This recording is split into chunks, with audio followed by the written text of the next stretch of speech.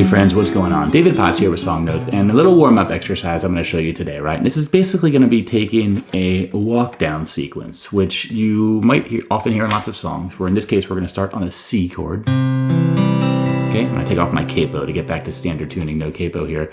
But we're going to go from a C to a G over B, to an A minor, to a C with an inferred G bass note, right? Then we're going to have the F bass note,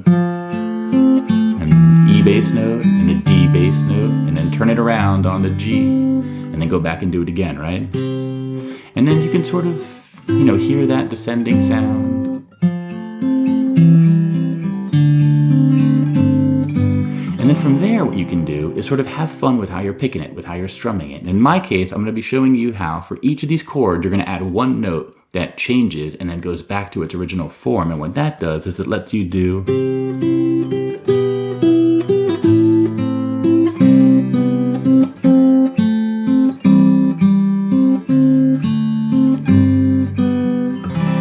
a bit of consistency that's happening every measure, and it makes for a fun little warm-up exercise. I'm going to show you a few variations you can play using these chord shapes as your building blocks, so you can sort of crank up the difficulty or make it nice and straightforward and simple if you like. But at the end of the day, this is going to use a bunch of chords that you probably know, a few other variations or voicings of those chords you might not know, and I'm going to, again, for each chord, show you one way to just modify one note and then come back to the original form to complicate things a little bit further if that's what you're looking for. And if not, you can sort of skip over that part. But again, remember, you can check out my website, playsongnotes.com, to get the PDF that accompanies this lesson. It's created by me, and it's a great way to sort of follow along with all the things I'm showing you outside of this video. So I hope you dig what you're watching so far and the rest of the lesson. And with that said, let's get on into it. Okay, so with this riff, the first thing I would recommend we look at is the chords it's going to use, right? And I'm talking about, let's get rid of the fingerstyle, the intricate notes, all the arpeggio looking stuff, and just focus on these chords, okay? This is going to help us sort of see the walk down that is sort of being inferred through the chords we're playing, right? And I'm talking about these chords, right? We're looking at a C chord, and we're going to have our pinky up here in the 3rd fret of the thinnest string, right? Then we're going to go to a G over B, which is basically a G chord, but it's over B, which means that the B is going to be our bass note. And B is a note that's already in the G chord. It's the 2nd fret on the 5th string. So we're going to be 2nd, open, open, open, 3rd. Okay, so already we have, right? Let me do that again because I didn't have my pinky down. But notice how the 5th fret, 5th string that is, the note is going from the 3rd fret down to the 2nd fret, then go to an A minor. Okay, so right there, we already have a little walk down of the C to the B to the A minor. Okay, now I think the next chord is a C. I'm only playing the middle 4 strings here. Now a couple things to note is if you were to follow the walk down sort of literally, the note would be a G, right? The 3rd fret of the 6th string. So if we were to go from a C with our pinky down to a G over B, to an A minor, and then to a C over G, right? Just 6th string, 4th, 3rd, 2nd string, we would get this walk down. Right? C to B to A to G, and these are just notes, not chords, right? But that C, you can just play a regular C if you want, because the next thing we're going to do is sort of bring the walk down up an octave to this F, right? We're just going to use our ring finger, middle finger, index finger on 2nd, 3rd, and 4th string. Then we're going to go to a C over E, and what that is it's just the 2nd, 3rd, and 4th strings of a C chord, right? So from this F to this C, and we're going to go to this D minor 7 voicing, right? So again, it's these chords, these first 3 chords of the 2nd line here are all the 2nd, 3rd, and 4th string only. And also notice how our index finger is going to stay on the 1st fret of the B string, right? From F to C over E. And you don't have to pick it like this. I'm just sort of doing it to fill the sound, right? Fill the space. F to C over E to D minor 7. And then the G is going to leave the 2nd, 3rd, 4th string open. but it's going to add this bass note on the 6th string, right? Play that with our ring finger here. So here's what I'm going to do. I'm going to sort of just go through these chords, just strum once with my thumb, G over B to the A minor, to the C, to the F, to the C over E, to the D minor 7, and to the G. I had my finger on the G there. I'm going to show you that in a second. But that's basically what you want to start with. These are the foundational shapes. Now, for each of these chords, there's going to be one note that we're going to have as our, I have it written down here as our alt melody note. It's going to be a note that's either in the chord or we're going to either take a finger off. Here's what I'm talking about, right? If you look at the chords like this with the C, now I'm going to be finger picking here, okay? I'm only going to be using my thumb, my right index finger, and my right middle finger. So for the C, I'm just going to pluck the 5th, 2nd, and 1st string. And our alt note's going to be the open high E string. So we want to get used to doing that, right? Playing the C, taking your pinky off, putting it back. And for the G over B, it's the same deal. Right? 5th string, 2nd string, 1st string, and then open 1st string. And for the A minor, the alt note is going to be just the B string with our 1st fret on it. Right? So no finger movement in your left hand. And for the C, it's going to be the 5th string, 3rd string, 2nd string, but we're going to take our index finger off to be open 2nd string, right?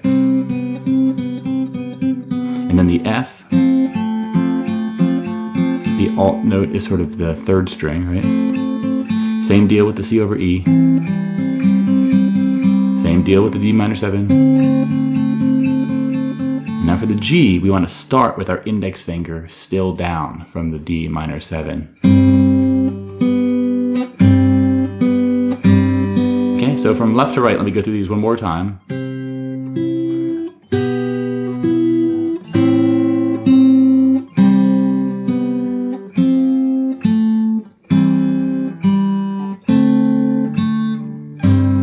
One more time. The C to the G over B, to the A minor, to the C, to the S, to the C over E, to the D minor 7, to the G, and you resolve to C.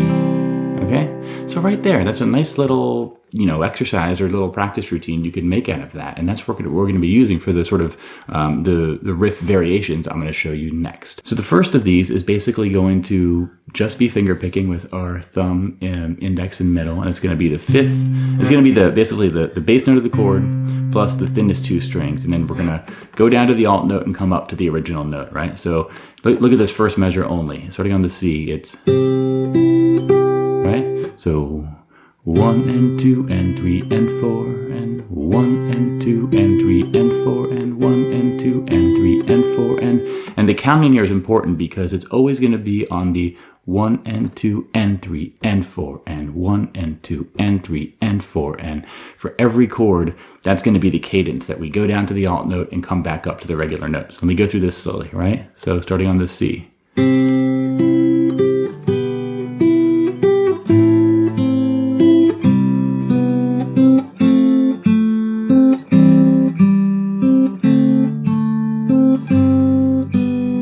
One more time.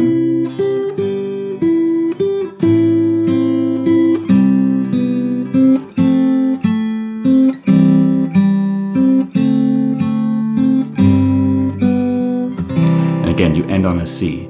Now I will say again, if you want to simplify this, you can only use your thumb and your index finger on your right hand, and you can just worry about the thickest string and the thinnest string. Don't worry about that sort of sandwiched middle one in there, okay? And here's what that would sound like, right?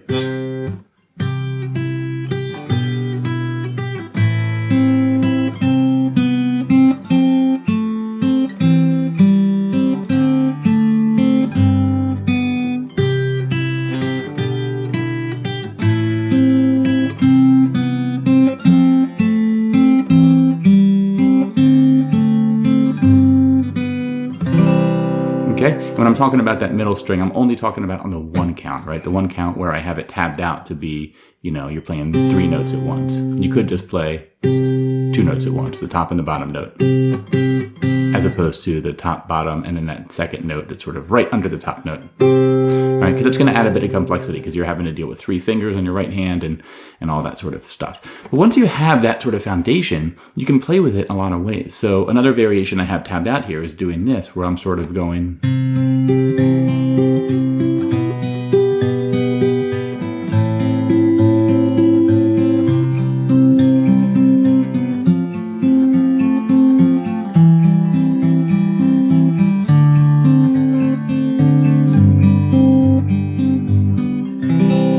what's happening there is I'm basically just going from thickest string to second thinnest and then thinnest string, and I'm repeating that.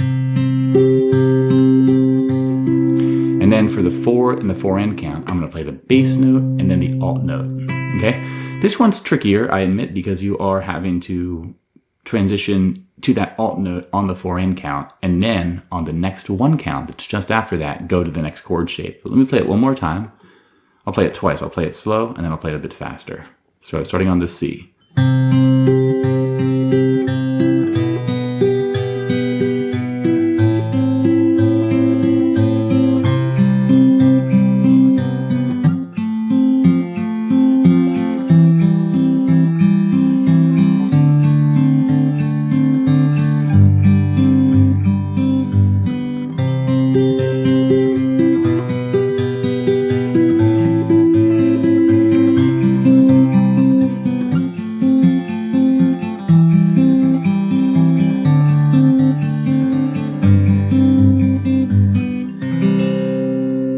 Okay, one thing you can do to simplify that is don't worry about the alt note.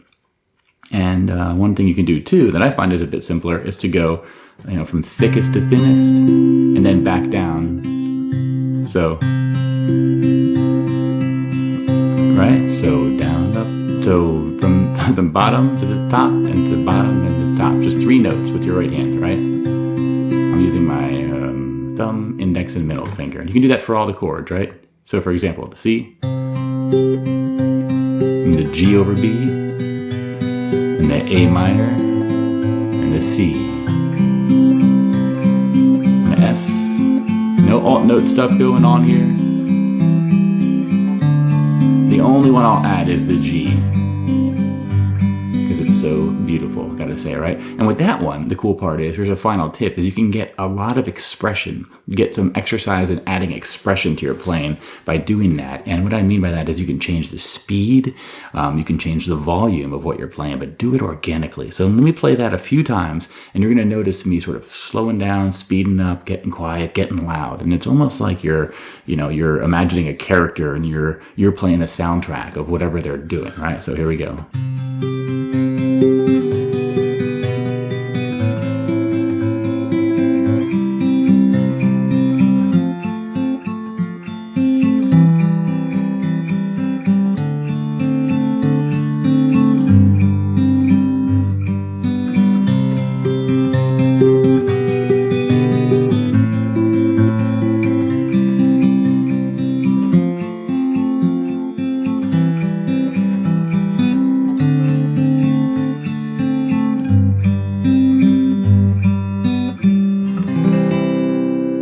Okay, and then the final tip I would say from there is just you can take what I've shown you and remix it however you want. You could pluck,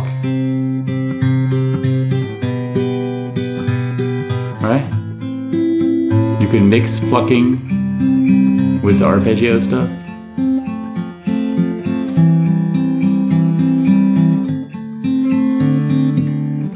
You could add hammer on to the index finger.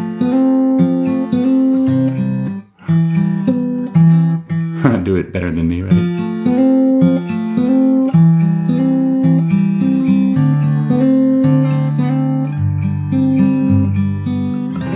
You do all kinds of stuff like that. So again, I wanted to show these to you because I was sort of having fun with this exercise, and it was one I thought that was worth sharing. So once more, this is taken from Taylor Swift's song Death by a Thousand Cuts from her new album Lover. Big fan of that song. I think what's first stood out to me about that song was the vocal, the melody she's singing is basically, at the beginning of every measure, I noticed her voice was going down a note. So she was capturing this bass line in what she was singing. And it reminded me of guitar. And I eventually learned the guitar part, which is basically what I just showed you, capo 4th fret. So it's kind of like this.